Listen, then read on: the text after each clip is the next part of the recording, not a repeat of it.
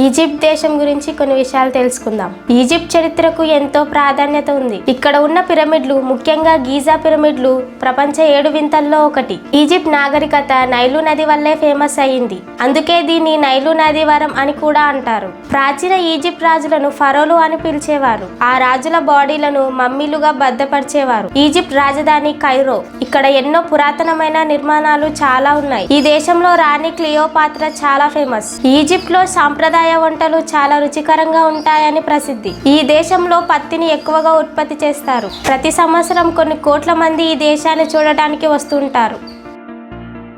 కంగారోలకు పెద్ద మరియు బలమైన వెనుక కాళ్ళు ఉంటాయి. ఇవి ఆస్ట్రేలియాలో మాత్రమే కనిపిస్తాయి. కంగారోలు చాలా దూరం దుంకగలవు. ఆడ కంగారోలకు పిల్లల్ని మోయడానికి ఒక ప్రత్యేకమైన సంచి ఉంటుంది. చిన్న కంగారోలని జోమ్ అని పిలుస్తారు.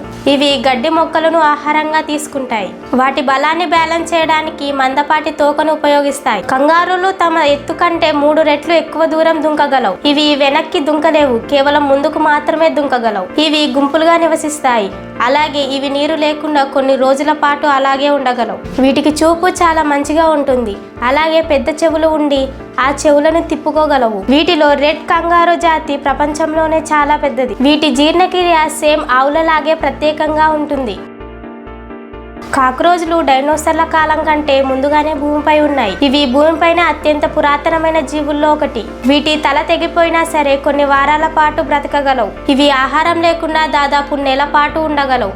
అలాగే నీరు లేకుండా కేవలం 2 వారాల కంటే ఎక్కువ రోజులు ఉండలేవు. మనిషి తట్టుకోలేని టెంపరేచర్ని కూడా ఇది తట్టుకోగలవు. అలాగే ఇవి చాలా వేగంగా పరిగెత్తుతాయి. వీటికి రెక్కలు ఉన్నా సరే ఇవి ఎగరలేవు. ఎందుకంటే కొన్ని జాతులకు రెక్కలు ఉన్నా అవి ఎగరలేవు. ఇవి సాధారణంగా రాత్రిపూట తిరిగే జీవులు. ఇవి దేనినైనా తినేస్తాయి. వీటి లాలాజలంలో బ్యాక్టీరియా ఉంటుంది.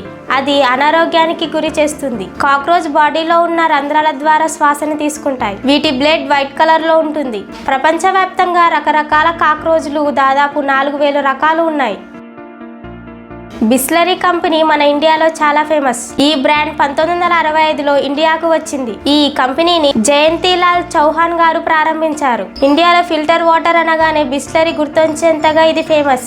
చిన్న వాటర్ బాటిల్స్ నుంచి పెద్ద క్యాన్ల వరకు వివిధ సైజుల్లో వాటర్ ని అందిస్తుంది. ప్లాస్టిక్ రీసైక్లింగ్ కోసం బాటిల్స్ ఆఫ్ చేంజ్ అనే కార్యక్రమాన్ని కూడా నిర్వహించారు. ప్రపంచవ్యాప్తంగా వీరికి చాలా మ్యానుఫ్యాక్చరింగ్ కంపెనీలు ఉన్నాయి. బిస్లరీ బాటిల్స్ కు ప్రత్యేకంగా గ్రీన్ కలర్ క్యాప్ ఉంటుంది. ఈ బ్రాండ్ కు దేశవ్యాప్తంగా బలమైన డిస్ట్రిబ్యూషన్ నెట్వర్క్ ఉంది. నీటితో పాటు సోడాను కూడా బిస్లరీ తయారు చేస్తుంది.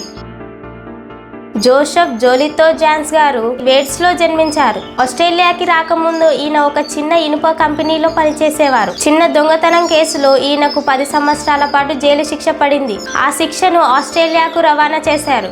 1853లో ఫ్రీమాండిక్ కు చేరుకున్న వెంటనే ఈయనకు టికెట్ ఆఫ్ లీవ్ వచ్చింది.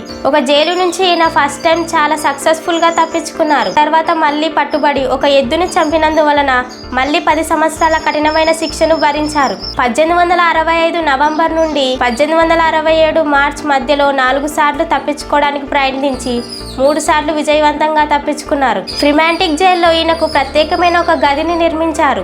ఆ జైలు నుంచి కూడా ఈయన ఒక ట్రిక్ ఉపయోగించి తప్పించుకున్నారు. చివరి శిక్ష నుంచి విడుదలైన ఈయన తరువాత ఒక సాధారణమైన జీవితాన్ని గడిపారు. ఎక్కువ సార్లు జైలు నుంచి తప్పించుకున్న వ్యక్తిగా ఈయననే ఫస్ట్ ఉన్నాడు. ఈయన 1900 సంవత్సరంలో ఆయన 74 ఏండ్ల వయసులో చనిపోయారు.